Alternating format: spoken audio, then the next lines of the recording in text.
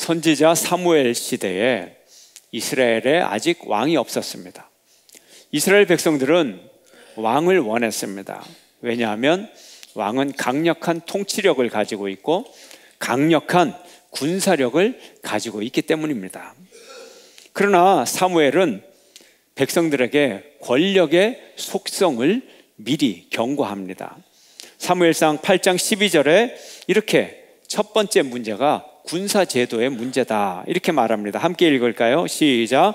그가 또 너희의 아들들을 천부장과 50부장을 삼을 것이며 자기 밭을 갈게 하고 자기 추수를 하게 할 것이며 자기 무기와 병거의 장비도 만들게 할 것이며, 군대 제도를 통해서 국민들을 이렇게 통치하게 될 것이다. 두 번째로 부역의 의무에 백성들이 아주 시달리게 될 것이다 이런 말을 합니다. 부역의 의무 16절 함께 읽습니다. 시작. 그가 또 너희의 노비와 가장 아름다운 소년과 나귀들을 끌어다가 자기 일을 시킬 것이며, 튼튼한 나귀가 있고 훌륭한 아들이 있고 그러면 다 데려다가 왕이 자기 일을 시킬 거다 하는 거예요. 부역의 의무. 세 번째, 막중한 세금으로 백성들을 힘들게 할 것이다. 함께 사무엘상 8장 15절 함께 읽습니다. 시작. 그가 또 너희의 곡식과 포도원 소산에 11조를 거두어 자기의 관리와 신하에게 줄 것이며, 여기 관리와 신하가 뭐예요? 관료 체제를 만들어서 권력을 더욱 강화시키겠다 하는 거예요. 17절 말씀, 사무엘상 8장 17절 함께 시작. 너희의 양떼의 10분의 1을 거두어 가르니 너희가 그의 종이 될 것이라. 이렇게 이 왕이 등장하면 강력한 군대를 갖고 있어서 좋은 점도 있지만 군대 제도와 부역과 세금으로 막중한 고통이 백성들에게 올 것이다. 이렇게 사무엘이 왕권 이데올로기에 대해서 경고를 했습니다. 이 왕의 권력, 정상적인 상황 속에서 또 이 왕이 좋은 왕일지라도 굉장한 권세가 이제 왕에게 쏠리게 됩니다. 그것을 미리 경고하고 강조하는 것입니다. 하물며 만약에 이 왕이 타락한 왕이 된다면, 왕의 탐욕이 더욱 강해진다면 이제 이것을 막을 장치가 있겠느냐 하는 거예요. 왕정시대에 왕의 탐욕을 막을 도구는 없죠. 그런 수단은 존재하지 않습니다. 힘이 있는 사람에게 권력이 집중이 되면 결국은 사유화가 일어나게 됩니다. 사유화가 뭡니까? 개인화가 되는 거죠. 개인 재산화가 된다는 얘기죠. 다른 말로 하면 공공이 사라진다는 거예요. 공적인 개념이 사라지고 사적인 개념만 남는다는 거죠. 그래서 사람들은 돈이 있으면 그 돈을 가지고 권력을 사려고 해요. 또 어떤 사람은 권력이 있으면 그 권력을 이용해서 재물을 모으려고 하죠. 다 자기 개인화, 사유화하기 위한 방법인 것입니다. 오늘 본문을 보면 권력이 개인에게 집중이 될 때 어떤 일이 일어날 수 있느냐 하는 한 예를 우리에게 보여주고 있습니다. 북왕국 이스라엘의 아합 왕이 통치하고 있던 시대에 일어난 사건입니다. 북왕국 이스라엘에는 아주 기름진 평야가 있습니다. 그 평야 이름이 이스라엘하고 비슷하죠. 이스르엘 평야가 있어요. 곡창지대예요. 이스라엘 평야는 이 사마리아 성이라고 하는 거기서부터 이제 지중해까지 이르는 평지를 말합니다. 이 비옥한 평야에 또 나봇이라고 하는 사람이 아주 좋은 포도원을 가지고 있었어요. 그런데 이 포도원의 위치가 아합 왕의 왕궁 근처에 있었다는 거예요. 아주 가까운 곳에 있었다는 거예요. 그래서 왕이 행차를 하면서 보면 너무너무 포도밭이 좋은 거예요. 포도가 아주 주렁주렁 매달려 있는 거예요. 저 포도밭은 누구의 밭인고? 나봇이라는 사람의 밭입니다. 이 아합이 그 포도밭을 갖고 싶었어요. 그래서 이제 이 나봇을 불러서 매매 계약을 맺자고 합니다. 그거 내게 팔아라. 너의 포도원이 내 왕궁 곁에 가까이 있는데 내가 마침 채소밭이 필요하거든. 나도 왕이지만 먹고 살아야 되잖아. 내가 왕궁 가까이에 채소밭을 두면 내가 참 편리하겠어. 그러니 내게 그 포도밭을 파시오. 단 내가 왕인데 값을 좋게 쳐줄 테니까. 아니면 내가 대토를 줄게. 거기에 못지않은 좋은 밭을 다른 곳에다가 내가 대신 너에게 줄 수가 있어. 이렇게 아주 좋은 말로 이 설득을 했는데 나봇은 한마디로 거절을 해버리는 거예요. 감히 누구 앞이라고. 거절의 내용이 이래요. 왕이시여, 저도 왕께 그 땅을 팔고 싶습니다. 그렇게 좋은 말을 해주시니 너무 고맙습니다. 그런데 문제가 있습니다. 지게석을 옮기지 말라고 율법에서 말하고 있어요. 조상으로부터 내려오는 그 땅을 율법에서 팔지 말라 그랬어요. 그러니 전들 어떻게 율법이 금지한 일을 왕에게 할 수 있겠습니까? 왕이 한마디로 거절을 당해버렸어요. 왕의 권위에 큰 손상을 입은 것이요. 그렇잖아요. 어떻게 그렇게 한마디로 딱 자를 수가 있어요. 근데 그럴 수밖에 없는 게 율법에서 금지했기 때문에 이걸 무슨 거래를 할 수가 없는 거예요. 타협을 할 수가 없는 거예요. 그래서 소유욕이 너무 강한 아합에게는 큰 병이 생겼어요. 왕이 갖고 싶은데 갖지 못하다니 권위의 손상이 오고요. 그 소유욕이 이루어지지 않으니까 가슴이 답답해지고 마음이 답답하고, 그리고 밥맛도 떨어지고 의욕이 떨어지고, 그래서 침상에 누워서 왕이 일어나지를 않는 거예요. 잠만 자는 거예요. 너무 우울해진 거예요. 이런 모습을 왕비가 보고 있자니 왕비도 가슴이 답답한 노릇이에요. 이세벨이 침대에 누워있는 아합에게 다가가서 한마디 합니다. 당신 정말로 이스라엘의 왕이 맞아요? 왕이 어떻게 그런 꼬라지를 하고 있어요? 왕이라는 사람이 그까지 포도밭 하나 가지고 그렇게 끙끙 매고 있습니까? 그거 내가 해결해 줄게요. 그 포도밭 내가 그대로 왕에게 갖다 바치겠습니다. 이렇게 약속을 합니다. 이세벨 왕비는 아합 왕의 이름으로 편지를 씁니다. 여러 통의 편지를 쓰는데 이스라엘 평야 근처에 있는 그 성의 장로와 지도자들에게, 귀족들에게 편지를 다 썼어요. 그 편지에는 잔혹한 음모가 써져 있었습니다.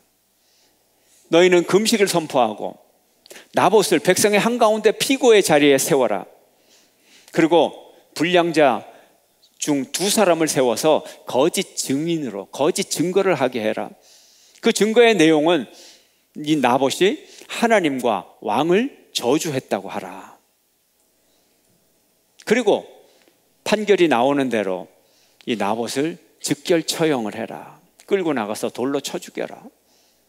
이런 음모의 편지를 보냈습니다.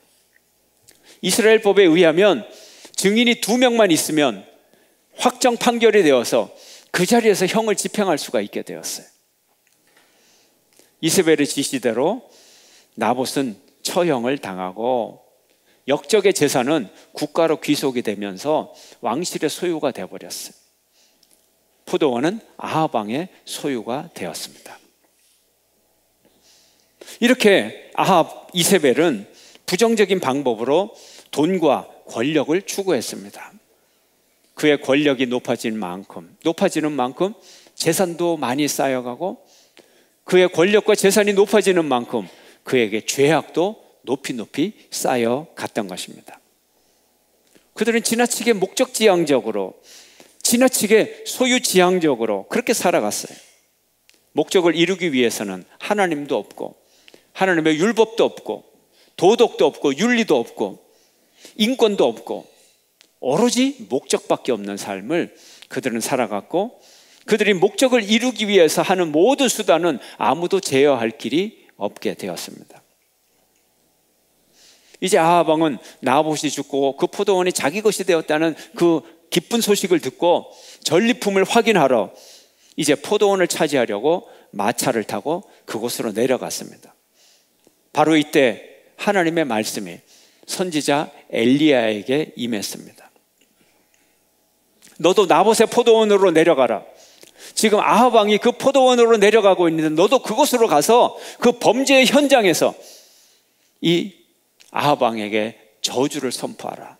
심판의 말을 선포하라. 내가 그 집안을, 그 왕조를 심판하리라. 그들의 시체를 들에 개들이 뜯어먹게 하리라. 엘리야에게 하나님의 심판의 말씀을 선포했어요.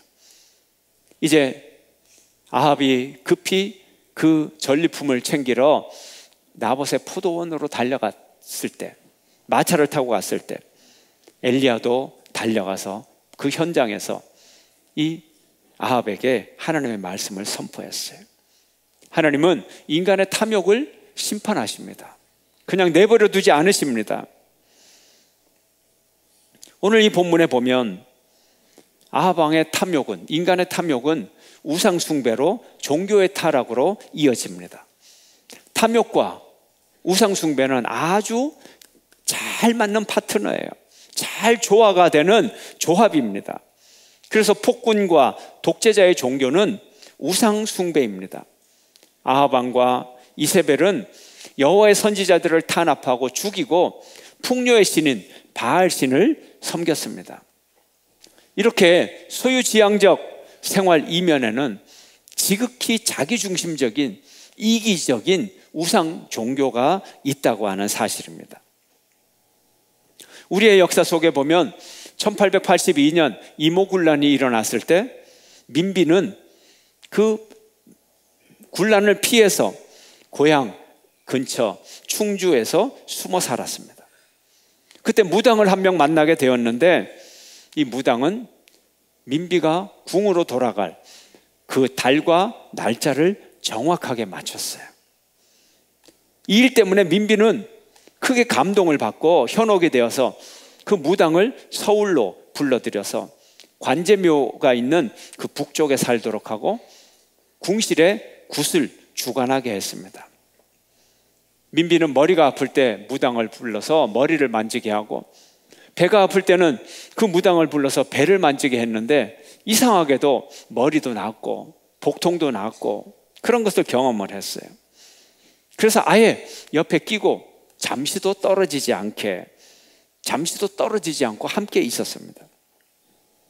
민비는 이 무당을 언니라고도 부르고 또 그의 무속의 힘이 강하니까 이제 군인에게 주는 호칭, 진령군이라고 하는 이 군인에게 주는 호칭도 그에게 주었어요. 북묘 부인이라고도 부르기도 했습니다. 이 무당이 채 1년 가까이 또 되지 않아서 채 1년 남짓한 시간에 그의 위세는 날로 늘어나서 당대의 최고 세도가인 윤영식, 조병식, 이용직 이런 당대의 최고의 권세자들이 이 무당과 의의를 맺고 누이라고 부르면서 그렇게 지내게 되었습니다. 이 기록은 매천 황현이 기록한 오화기문이라고 하는 기록에 수록되어 있는 내용입니다. 많은 사학자들이 조선이 왜 망했는가, 정조 이후 80년 동안 안동 김씨와 여흥민 씨의 절대 권력을 휘두르는 세도 때문이다. 또 급변하는 정세에 나라 문을 닫고 그것을 무시하고 한편으로는 제사와 귀신을 섬기고 또 다른 한편으로는 백성들을 옥죄어서 수탈하고 매관매직하는 타락 때문이다. 이렇게 말을 합니다. 인간은 누구나 욕망을 가지고 있습니다. 그러나 욕망을 어떻게 실현하느냐가 문제입니다. 이 욕망이 탐욕이 되기도 하고 이 욕망이 거룩한 소원이 되기도 합니다. 그 차이점은 어디 있습니까? 자기를 높이느냐, 하나님을 높이느냐의 차이가 있는 것입니다. 이 소유권이 누구에게 있느냐가 결정적인 기준이 되는 것입니다. 내 것처럼 보이는 것들, 그것이 정말 내 것인가? 그것이 내 것인가? 하나님의 것인가? 내 손에 잡혀 있는 이것이 내 것인가? 하나님의 것인가? 그 소유권에 대해서 한번 생각을 해봐야 되는 것입니다. 그리고 내가 가진 이 소유권은 내가 어떤 목적, 어떤 가치를 위하여 사용하고 있는가? 진정한 가치가 있다면 이 진정한 가치는 그 모든 목적과 방법을 지배하게 될 것입니다. 우리 인생의 최고의 가치는 무엇입니까? 절대적 가치는 무엇입니까? 오직 하나님께만 영광을 돌리는 것입니다. 그래서 이것이 절대적이라고 하는 거예요. 오직 하나님께만 영광을 돌리는 것. 우리가 오직 하나님께만 영광을 돌리면 이 세상에 그 어떤 것도 두렵지 않습니다. 그 어떤 것도 무섭지 않습니다.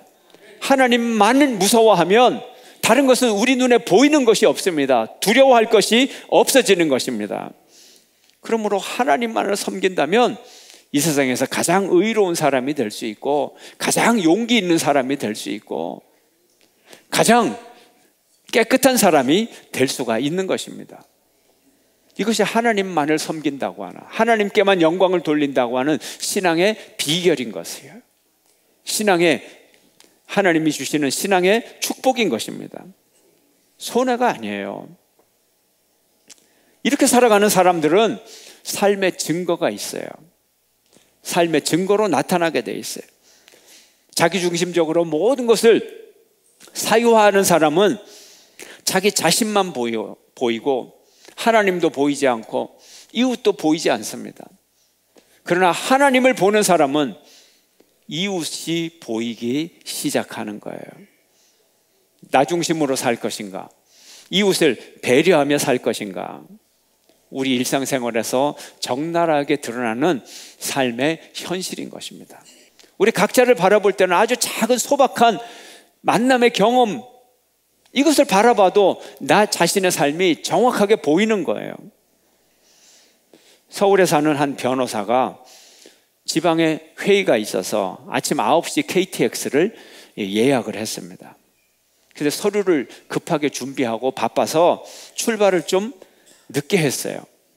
8시 25분에 택시를 탔습니다. 너무 불안해서 스마트폰으로 내비게이션을 찾아보니까 도착 시간이 9시 10분이에요.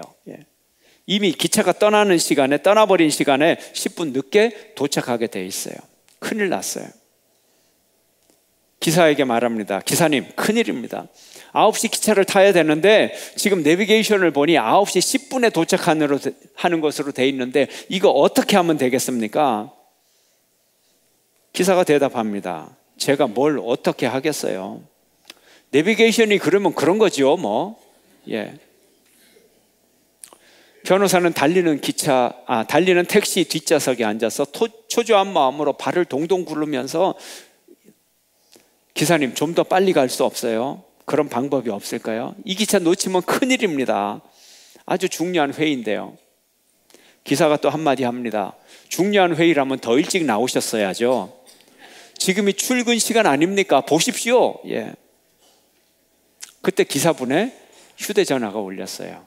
친구와 대화합니다. 하하, 잘 지내? 그래. 근데 그때 지나가도 될 신호등에 이 기사가 딱 세워버렸어요. 변호사가 짜증이 났습니다. 기사님, 신호가 바뀔 때 좀 더 빨리 가주실 수 없어요?